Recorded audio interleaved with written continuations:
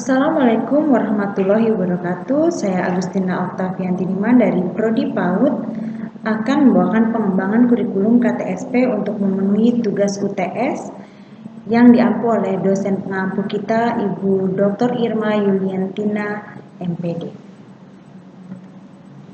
KTSP. KTSP adalah kurikulum tingkat satuan pendidikan.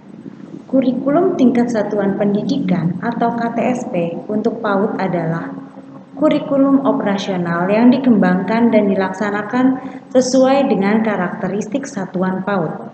Artinya, kurikulum ini dibuat oleh satuan pendidikan disesuaikan dengan karakteristik satuan PAUD seperti keadaan lingkungan, peserta didik, pendidik, sarana dan prasarana, biaya dan nilai-nilai yang mendasari, serta program yang akan dilakukan oleh satuan PAUD. Jadi KTSP ini adalah ciri khas dari satu lembaga. Faktor-faktor apa saja yang harus diperhatikan dalam mengembangkan KTSP?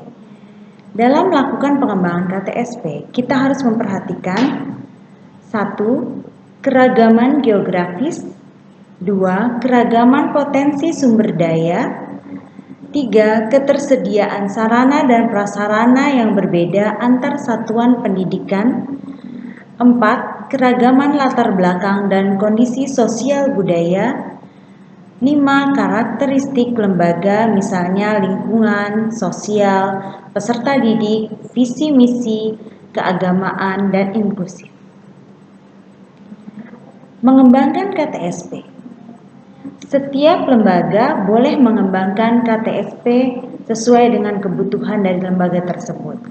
1. Program pengembangan nilai agama dan moral mencakup perwujudan dan suasana belajar untuk berkembangnya perilaku baik yang bersumber dari nilai agama dan moral serta bersumber dari kehidupan bermasyarakat dalam konteks bermain. 2. Program pengembangan fisik motorik mencakup perwujudan suasana untuk berkembangnya kematangan kinestetik dalam konteks bermain. Ketiga, program pengembangan kognitif mencakup perwujudan suasana untuk berkembangnya kematangan proses berpikir dalam konteks bermain. 4. Program pengembangan bahasa mencakup perwujudan suasana untuk berkembangnya kematangan bahasa dalam konteks bermain. 5. Program pengembangan sosial emosional mencakup perwujudan suasana untuk berkembangnya kepekaan, sikap, dan keterampilan sosial serta kematangan emosi dalam konteks bermain. 6. Program pengembangan seni mencakup perwujudan suasana untuk berkembangnya eksplorasi, ekspresi, dan apresiasi seni dalam konteks bermain. Muatan pembelajaran adalah cakupan materi yang ada pada kompetensi dasar sebagai bahan yang akan dijadikan kegiatan-kegiatan untuk mencapai kompetensi sikap spiritual, sikap sosial, pengetahuan, dan keterampilan berisi kumpulan materi yang akan dikenalkan pada anak untuk mendukung pencapaian kompetensi dasar dan kompetensi inti pada setiap anak. Bagaimana menentukan muatan pembelajaran? 1. Lakukan analisis setiap kompetensi dasar. Temukan kata kunci yang diharapkan dicapai dari setiap kompetensi dasar tersebut. 2. Jabarkan dari setiap materi yang ada pada kompetensi dasar. Ketiga, kembangkan materi menjadi kegiatan yang sesuai dengan tema atau subtema.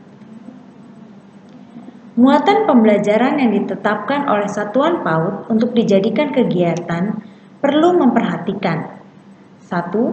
Tahapan perkembangan dan kebutuhan anak. 2. Kompetensi dasar yang ingin dicapai. 3. Visi, misi, dan tujuan lembaga tersebut. 4. Kearifan lokal. 5. Keunggulan lembaga. Muatan pembelajaran atau materi berisi konsep-konsep yang akan diperkenalkan pada anak untuk mencapai pemenuhan kompetensi yang diharapkan. Muatan pembelajaran, materi merujuk pada kompetensi dasar dan dikembangkan oleh satuan PAUD. Satuan PAUD dapat mengembangkan materi pembelajaran yang sesuai dengan visi dan misinya. Misalnya, jika satuan PAUD yang memiliki visi pengembangan entrepreneurship atau kepemimpinan atau budaya dapat memperkaya materi di atas. Model-model pembelajaran di PAUD yaitu 1. Model pembelajaran klasikal, 2. Model pembelajaran kelompok, 3. Model pembelajaran area atau sudut kegiatan, dan keempat, model pembelajaran BCCT atau Beyond Center and Circle Time. Dalam pembelajaran suatu materi atau tujuan kompetensi tertentu, tidak ada satu model pembelajaran yang lebih baik dari model pembelajaran lainnya. Artinya, setiap model pembelajaran harus disesuaikan dengan konsep yang lebih cocok dan dapat dipadukan dengan model pembelajaran yang lain untuk meningkatkan hasil belajar siswa. Bagaimana menentukan model pembelajaran? Disesuaikan dengan 1. Materi pembelajaran, 2. Lingkungan belajar, 3. Fasilitas penunjang yang tersedia. Demikianlah paparan tentang pengembangan kurikulum, semoga bermanfaat. Untuk kurang dan lebihnya saya mohon maaf. Wassalamualaikum warahmatullahi wabarakatuh.